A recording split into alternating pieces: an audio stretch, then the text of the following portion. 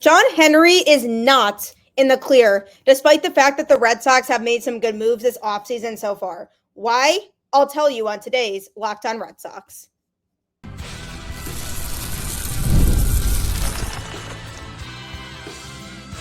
You are Locked On Red Sox, your daily Boston Red Sox podcast. Part of the Locked On Podcast Network, your team every day. Hello and welcome to Locked On Red Sox, your daily Boston Red Sox podcast, part of the Locked On Podcast Network, your team every day. I'm your host, Gabby Hurlbut, former ESPN social media associate and current host of the Boston Balling podcast as well. And I am here to bring you the latest in all things Boston Red Sox, Monday through Friday, straight to your favorite podcast feed. And want to know the best part? It's all free, so you really have nothing to lose but to check it out because Locked On is your team every day. From big upsets to game-winning drives, the NFL playoffs are better with FanDuel. New customers can bet $5 and get $200 in bonus bets, guaranteed win or lose. Visit FanDuel.com to get started. Happy Tuesday. Welcome to the show. We are getting closer and closer to pitchers and catchers reporting to spring training. It is already mid-January, if you can believe it. Time really does fly. I cannot believe we are already in the middle of the month of January, but that's a good thing because that means baseball season is closer. And if you're anything like me, that means you're really getting anxious because you really miss it and you want it back. So I am looking forward to seeing everybody on my screen again, watching the Red Sox play, and I hope you are too. And while the Red Sox have made some good moves so far this offseason to improve the team for next year, John Henry is not in the clear. And I'm going to be talking about why that is on today's show, as well as talking about Jarren Duran and the fact that he likely has to go to arbitration to settle his salary for next year. And I also was in attendance at Fenway Fest over the weekend. So I'm going to be talking about some of my big takeaways from that, from speaking with players and coaches, etc. So John Henry is the owner of the Boston Red Sox. Sam Kennedy is the president and CEO of the Red Sox. Those two guys have basically the entirety of the say in what players are getting paid and how much they're getting paid. They control the financial aspect of the Boston Red Sox. John Henry especially, he writes the checks. It is his money. And he has decided ever since the Red Sox won the World Series in 2018 that they are going to operate like a small market team. And what do I mean by that? I mean, they aren't willing to commit to longer term contracts with free agents. And when they are able to commit to that, it's few and far between. Now, the Red Sox have made some moves this offseason to improve the team. They added relievers Justin Wilson and Aroldis Chapman, both of which are on shorter, cheaper deals with the Boston Red Sox. They traded for Garrett Crochet, a guy who's looking for an extension. The Red Sox say they're interested in extending him, so we'll see how those talks go. But instead of committing to signing a big free agent starting pitcher, they traded for Crochet. And I absolutely love that move, don't get me wrong. Crochet is a perfect fit for the Boston Red Sox because he's not only young, so he still has a lot left in the tank, but he has also shown ace caliber potential. So this really allows the Red Sox to work with him and help him to really grow into his own and develop himself as the strongest starting pitcher he can possibly be. And working with the Red Sox pitching strategy could be really beneficial for him down the road. So I absolutely love that move. And they also signed Walker Buehler, who hopefully will have a good bounce back season for the Red Sox. He has gone through 2 Tommy John surgeries in his career, so that's something to monitor. And his health is going to be the biggest thing surrounding Buehler, but it's only a 1-year deal. This is a prove-it deal to where if he pitches really well, then the Red Sox would keep him around in Boston after that. But it makes sense that they didn't want to commit to anything longer term with him because of the fact that he has had these injuries and they need to see him pitch for a season before they commit to him longer term. So while I don't hate anything about the pitching moves that they made, they as an organization still seem hesitant to want to commit fully to these big longer term deals. Now with Juan Soto, they did offer him a good amount of money and a good amount of years to come to the Boston Red Sox, but they just did not come as close to what teams like the Mets and Yankees offered. And we all know that at the end of the day, ultimately Steve Cohen was not going to be outbid for him. But there are other guys still on the market. A guy like Alex Bregman, for example. Are the Red Sox willing to pay a guy like that? And Alex Bregman's market, to me, the reason it's still being held up is because he wants to come to Boston, but the Red Sox aren't willing or haven't shown that they're willing to go and give him what he wants. Because I think Bregman and his camp want a 6 or 7 year deal. The Red Sox seem willing to go 5, but that's it. And when it comes to that situation, but also free agents in general, the Red Sox seem hesitant to commit. Now, their spending habits ever since JD Martinez have been a lot of 1 year deals. And I am going to tell you all of the free agent deals that they have made since dating back to late 2019. So December 13th, 2019, they signed free agent Jose Peraza to a 1 year, $3 million deal. December 19th, 2019, they signed free agent Martin Perez to a 1 year, $6 million deal. January 2nd, 2020, signed free agent Kevin Plawecki to a 1 year, $900K deal. Then Mookie Betts got traded after that because he was approaching a contract year and presumably the Red Sox were unwilling to commit to paying him the type of money that he would have wanted in free agency. So therefore they traded him and got something in return for him. Then February 14th, 2020, signed free agent Kevin Pillar to a 1 year, $4.25 million deal. March 5th, 2020, signed free agent Colin McHugh to a 1 year, $600K deal. December 14th, 2020, signed free agent Hunter Renfroe to a 1 year, $3.1 million deal. Now, obviously, the COVID season was really weird and that kind of put a wrench in things for a lot of teams. But as you can see, look at this pattern that's continuing. December 23rd, 2020, signed free agent Matt Andrews to a 1 year, $2.1 million deal. February 2nd, 2021, signed free agent Enrique Hernandez to a 2 year, $14 million deal. Now, at the time, Kike had shown that he was good with the Dodgers, so I was a little bit surprised that the Red Sox didn't go a little bit longer with him, but he ended up struggling in Boston anyway, so that's fine. February 3rd, 2021, signed free agent Garrett Richards to a 1 year, $10 million deal. February 16th, 2021, signed free agent Hirokazu Sawamura to a 2 year, $3 million deal. February 24th, 2021, signed free agent Marwin Gonzalez to a 1 year, $3 million deal. Then Redbird Capital acquired 10% of Fenway Sports Group for $750 million during that year of 2021. Then November 27th, 2021, signed free agent Michael Wacha to a 1 year, $7 million deal. December 1st, 2021, signed free agent James Paxton to a 1 year, $10 million deal. That same day, signed free agent Rich Hill to a 1 year, $5 million deal.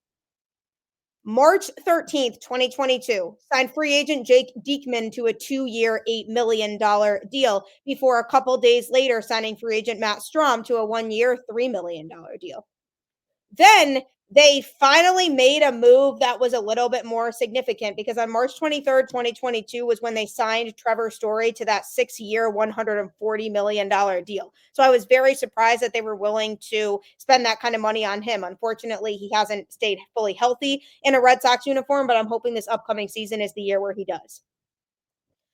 November 23rd, 2022, signed Joely Rodriguez to a 1-year, $2 million deal.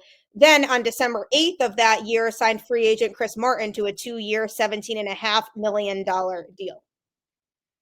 Kenley Jansen came in on a 2-year, $32 million deal on December 13th, 2022, before 2 days later, they committed to Masataka Yoshida on a 5-year, $90 million deal. So another guy that they were willing to spend some money on. Then on January 6th, 2023, signed Justin Turner to a 1-year, $8.3 million deal. January 12th of that year, signed free agent Corey Kluber to a 1-year, $10 million deal. January 24th, signed free agent Adam Duvall to a 1-year, $7 million deal before December 13th, 2023, signing free agent Cooper Criswell to a 1-year, $1 million deal. Then you head to earlier this past year, 2024, January 3rd, signed free agent Lucas Giolito to a 2-year, $38.5 million deal. And he did not pitch in 2024, but will come back and pitch in 2025. February 20th, 2024, signed free agent Liam Hendriks to a 2-year, $10 million deal. March 24th, 2024, signed free agent Chase Anderson to a 1-year, $1.2 million deal. Obviously, happy they didn't commit longer to him because that was a disaster. Then we get into the most recent ones that I just talked about.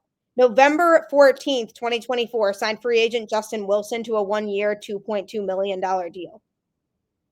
December 10th, signed Aroldis Chapman to a 1-year, $10.8 million deal. December 23rd, signed free agent Patrick Sandoval to a 2-year, $18.2 million deal. Then on December 28th, the most recent, signed Walker Buehler to a 1-year, $21 million deal. So my point with all of this, I know I just rattled off a bunch of numbers at you, but the common theme in all of that, they are not committing a lot of time or money to a lot of free agents. They haven't made a big free agent splash since that Trevor Story deal. If you count Masataka Yoshida, then sure. But Trevor Story is a marquee player that everybody knew what kind of player he was when he came to Boston, whereas Yoshida was unproven in Major League Baseball when he came here. But the point is that generally John Henry's spending habits over the last few seasons since 2019 have not been anywhere near what the Boston Red Sox should be. And even last offseason, the Red Sox backed off on looking at guys on the higher end of the market because they didn't want to commit to them financially. So they were looking at more of the middle to lower level guys who were in free agency that weren't going to be as expensive. That is unacceptable if you're the Boston Red Sox.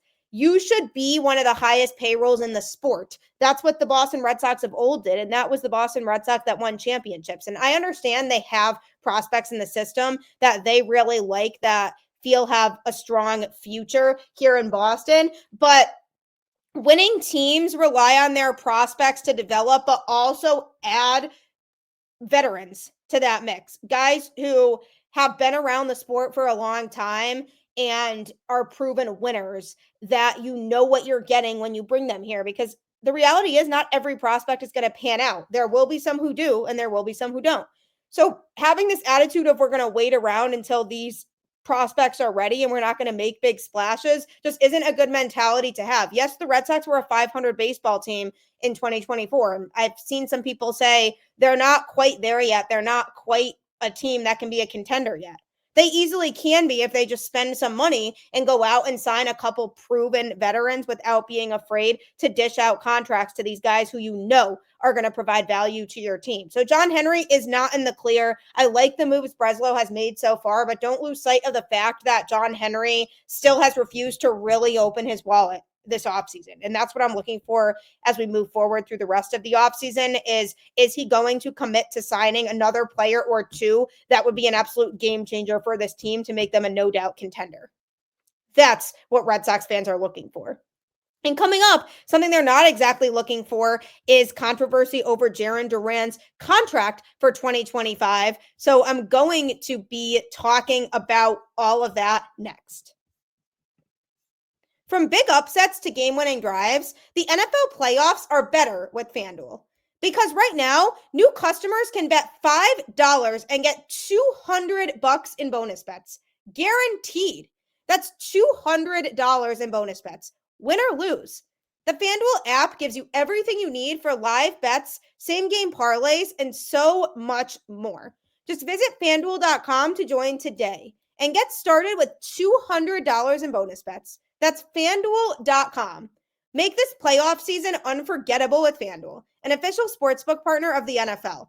FanDuel 100% is a great way to make lots of money betting on a variety of different sports. So if you want to make money, you will not be disappointed. FanDuel 100% is the place for you. John Henry is not in the clear. I have made this so clear before, but it needed some reiteration because there's another example of this going on with his refusal to spend money when it comes to Jarren Duran's contract. Now, the Red Sox reached agreements with a few players last week on contracts for the upcoming 2025 season to avoid going to arbitration. But one of the players that was in those conversations that was eligible for it that they did not reach an agreement with was Jarren Duran. Now, Duran had an unbelievable 2024 season. He was in the MVP conversation.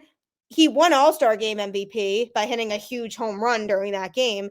And he just did it all for the Red Sox. He brought speed to be able to turn singles into doubles. And he rounded the base paths super quickly to put pressure on opposing pitchers. You knew with Duran in that leadoff spot, if he could get on base, that he was likely going to end up in scoring position to set the tone for the rest of the game. He's a perfect leadoff hitter for this team. He put up very strong numbers offensively, and his defense showed growth in 2024 too, because he was able to cover a lot of ground in that outfield because of that speed that he provides. So he's very athletic, and there are not very many players in Major League Baseball that can do what Jarren Duran does.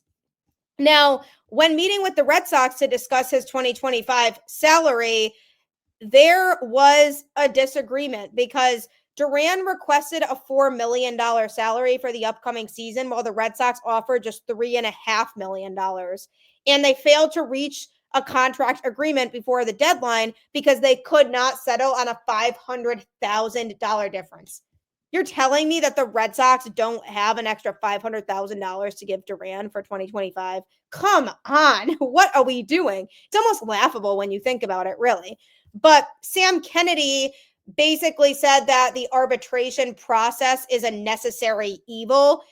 And the process basically entails an arbitrator coming in, and both sides, meaning the player and the team, present their desired salary for the upcoming season, and the arbitrator picks one or the other. He doesn't pick an in-between. It's just one or the other, either what the player proposes or what the team proposes, and that is the player's salary for the upcoming season. And teams don't want to go through this process. They try to work out deals with players to avoid that process, but that didn't work out with Duran. And Sam Kennedy called it a necessary evil, and he got backlash for it, rightfully so. I mean, because of how small of a margin of money it was that they could not agree on, drew a lot of frustration from Red Sox fans, particularly due to the team's lack of significant spending in free agency, like I just talked about. And it reminds people of the arbitration battles with Mookie Betts, who was eventually traded to the Dodgers anyway. But Duran obviously is not quite at Mookie's level, but he's such a cornerstone of the team's future and has so much potential to do big things in his career. And Sam Kennedy claims that the Red Sox don't have a hope or goal when it comes to spending. They just have a hope or goal about wins and win total. But I mean, yeah, right. They still are shying away from spending money. And it was a $500,000 difference that kept the Red Sox and Duran apart. I mean, come on, just give the guy the extra $500,000. We know that you, as the organization, have that kind of money. So they're going to have to figure that out, and there has been back and forth on it, and the deal for 2025 that he gets might not end up being what he wants, and that might not be very good for the Red Sox because it could make Duran frustrated if he wants to make more in 2025 than what he ends up making. And then when he hits free agency down the road, then that could impact his desire to want to come back to the Red Sox. Or even before that, if the Red Sox want to work out a long-term deal for him before he hits free agency and he's frustrated because of this whole 2025 salary discrepancy thing, he might not really want to entertain those conversations with the Red Sox about an extension. And it's all about the appearance and coming across like you're willing to pay your players. And that is something that has held the Red Sox back, I feel like, the last few years in terms of their inability to land some of these bigger name free agents, is because players look at the Red Sox and say, why would I go to a team that seems unwilling to commit to me in the longer term when I can go to a team that will, and I can go to a team that will offer me a lot of money right now and will care about keeping me around? Because right now people look at the Red Sox and they're like, wow, they only commit to a year or two of a player and they're going to lowball me financially. So why would I go to a team like that? And this whole Jarren Duran situation is a bad look for the Red Sox organization, because this is a player who you're saying doesn't deserve an extra $500,000 after everything he did to contribute to the team in 2024. And I've said this on the show before, but one of the biggest things about Jarren Duran that I liked was I always found myself discussing him when I would do my game breakdowns on the show. And I was talking about what happened during that game from that night. There was never a doubt that Jarren Duran's name would be mentioned at least once. Why? Because every single game that he played in, he made some kind of positive impact. Even if he went 0 for 3 or 0 for 4 at the plate. Maybe he made a good play defensively and saved a run from scoring. Maybe he stole second base and put himself into scoring position and allowed for somebody else to drive him in and the Red Sox to get a run on the board. Little things that Duran did would make him such a positive factor every single game that he was out there. And a lot of people across Major League Baseball were looking at that situation and we're seeing the way that Jarren Duran was contributing to this Red Sox team and saying, wow, I wish I had a player like that. And it really kind of comes across like the Red Sox aren't as appreciative of what Jarren Duran brings to the table as they should be. And that's going to send a message to other free agents down the road. Like, why would I want to come to Boston if they have this player who's contributed a lot and they don't even want to give him that extra little amount for his 2025 salary? So they have to work this out in some way. I just hope that the Red Sox can prevent it from turning into a situation where Jarren Duran has a bad taste in his mouth, because the last thing that we want is for our key leadoff hitter to be upset with the organization. And on Twitter, there were people commenting on it like, Cora called arbitration a bad process in response to a question about Duran. And that's when Sam Kennedy said it was a necessary evil. And somebody replied and said the only evil here is Sam Kennedy.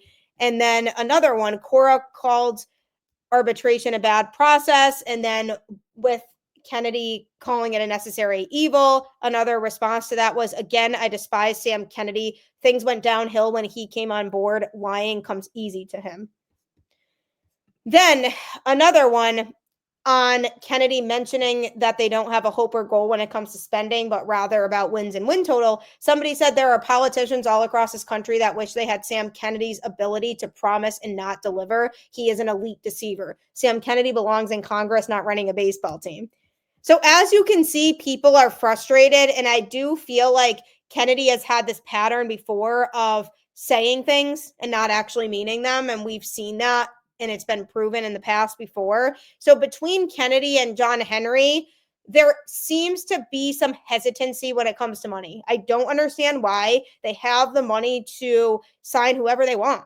Theoretically, if they wanted to. The Red Sox have so much success in the 2000s that they have the reputation of being one of the biggest organizations in the sport. So if people want to go there, it's an attractive destination typically, but over the last few seasons, it just hasn't really been. And this Jarren Duran situation is just another example of them trying to cheap out and underestimate the market and what players deserve to make financially. And it's just upsetting because every time you think they might be turning the chapter, they really are not. So if you look at everything the Red Sox have done over the last few years and you combine it with this Jarren Duran incident, how they didn't want to add the extra $500,000, it just goes to show that they financially have not been the big market Boston Red Sox that we are used to seeing. That needs to turn around quickly. They need to extend guys of their own who are really special, like some of the young prospects that they believe are really going to be cornerstone pieces for the future. But they also need to go out there and bring in veterans who are proven that will help boost them to another level of being a contending baseball team. So that's where I am at with this Red Sox team right now. They need to get themselves to a point where they can be taken seriously as playoff contenders. And while we still wait for the Red Sox to do that and look to the market to try to bring in a couple more players, I do have some good vibes about the guys who they do have on the roster heading into 2025. So next, I'm going to be discussing some of my biggest takeaways from speaking with some of these guys. Don't forget that you can subscribe to Locked On Red Sox wherever you listen to podcasts. And I am available with all of the latest going on with the team. And we also have several other Locked On shows on the network that talk about Boston sports, like Locked On Patriots, Locked On Celtics, Locked On Bruins, Locked On Boston College, you name it. There are so many other talented hosts on our network that will keep you up to date on other teams in the Boston area. So if you're looking to hear about the Patriots offseason, for example, check out Locked On Patriots wherever you get your podcasts, as there are some great shows on this network, including Locked On MLB. I do appreciate you making Locked On Red Sox your first listen today. You can next check out Locked On MLB on YouTube or wherever you get your podcasts, and host Paul Sullivan, aka Sully, will keep you up to date on everything going on across the league. So make sure that you check out his show right after you finish this one. I promise you, Sully is so funny. I have done shows with him before, and he's a good time, and he is super knowledgeable about the sport. So make sure that after you finish this, you check out his show, because Locked On is your team every single day. So Fenway Fest took place this past Saturday, and while it was a little bit different from past years in that it used to be a 2-day event because they had the town hall event on the Friday night, and then everything else with the fan fest and the autograph sessions and all that took place on Saturday, it was just a 1-day Saturday event this year. And usually they have it elsewhere, not at the ballpark. Last year it was in Springfield. They've done it at Foxwoods Casino before, but this year it was at Fenway Park. And what was cool was people were walking around taking self-guided tours of the ballpark. You could see the clubhouses, you could go onto the field. There were a lot of different things you could do, go into the dugout and everything. So people were enjoying doing that and going into their autograph sessions and talking to people. So I had the pleasure of listening to a lot of the starting pitchers talk and a couple of the relievers as well. And Andrew Bailey really believes in this group for the upcoming season. He said this is a very talented group of pitchers, that they just need to tweak a couple things with each of them, and they all have ace caliber potential, is word for word what Andrew Bailey said. I am taking those words directly from his mouth. He said these are all ace caliber potential pitchers. And that's really promising, because he's not the type of person who would just say that just to say it. And it leaves me really excited and hopeful for the future of Red Sox baseball and what we have to look forward to from the pitching staff in 2025. Another big takeaway for me was Lucas Giolito, who straight up said, this is the most talented pitching staff I've ever been on. And that's telling, because Lucas Giolito has been around the sport and he's pitched with a lot of talented pitchers before. So for him to come out and say decisively, this is the best pitching staff I've ever been a part of, that goes a long way. And not only that, but he also said Fenway Park is the best place to play in baseball. And he's so blessed to be here. I spoke with him individually a little bit, and he said He always enjoyed going to Fenway as a visiting player. He loved the vibes there. He loved the fan base, and he loved the energy that Red Sox fans gave off. So he always wished that he could pitch there more, is what he told me. So he said he's really excited to get to work and pitch in Boston and call it his home field, because he's just dreamed about that after having the great experience that he's had there as a visitor. And he also said that he hated not being able to pitch last year. Him coming to Boston and having to miss the entirety of the season was miserable for him, he said. And he said that he has been looking forward to 2025 for so long. He's excited to finally get back out there and pitch again. And I really enjoyed hearing that from him, that he is ready to go and ready to show the fans that he wants to be here and that he's ready to make a comeback in 2025. And another guy who's ready to make a comeback in 2025 is Garrett Whitlock, who missed the majority of the 2024 season too. He also explained that he very much missed being out there in 2024. And when asked about whether he was pitching out of the bullpen more or as a starter more and which one he liked better, he did say he didn't really have a preference. He just wanted to play wherever the team needed him to be. He said his attitude was always, I'm going to go out there and I'm going to pitch in whatever role, in whatever capacity the Boston Red Sox need me to pitch in. So I really enjoyed hearing that from him. And I enjoyed hearing all of these guys just explain how hungry they are to be out there. It's very exciting that we have a group of guys here from a pitching standpoint who genuinely want to be here. They genuinely want to make a difference in Boston and they want to win. And they said the goal is to bring Boston a championship. And Liam Hendriks said his goal is to pitch as well as he can so that he can bring a championship to Boston. There's great vibes from the pitching staff heading into the season. Great vibes from Alex Cora, who said he's really excited to have the upcoming 2025 season and he's ready for it to start. Lots of guys have shown tremendous growth over the offseason. So he is excited to see what those types of guys can do. And he's ready to see the way they excel and shine on the field in 2025. Another guy who mentioned how excited he is for the 2025 season, Brennan Bernardino, a relief pitcher who struggled in 2024 and admitted that he struggled in 2024, but is excited to get back out there this upcoming season and bounce back after making some adjustments in his pitch arsenal. So we have lots to look forward to in the upcoming 2025 season. Do I think they are a playoff team right now? Yes. Do I think they need to make a couple more moves to make them a no doubt contender? Absolutely, 100% they do. And would I like to see them spend a little bit more money? Absolutely, 100%. But in the conversations that I did have at Fenway Fest, the vibes are high with this team. Guys are eager to get back out there in front of the Boston fans. They want to win. No matter what the front office and ownership does, don't forget that the players who are out there want to win. Don't take that away from them. They want to be out there and they want to play their best baseball every single day so that they can give Red Sox fans a product that they can be excited about. So don't let the fact that John Henry and Sam Kennedy have been beating around the bush when it comes to the financial issues and the Red Sox not wanting to spend money, don't let that overshadow how excited the current players are and how talented the current players are and the fact that they want to win. So I am very much looking forward even more now to the 2025 season and seeing these guys get out there because this is a good group. This is a special group. Andrew Bailey reiterated it over and over again, how it's a special group of guys. He loves working with them and all of them are very eager to get out there and win. So we'll have to see what happens during the 2025 season, but I hope you're as excited as I am because baseball season is right around the corner. I miss it so much, and I cannot wait for spring training games to be back on my TV because that's very exciting as a Red Sox fan and as a baseball fan in general.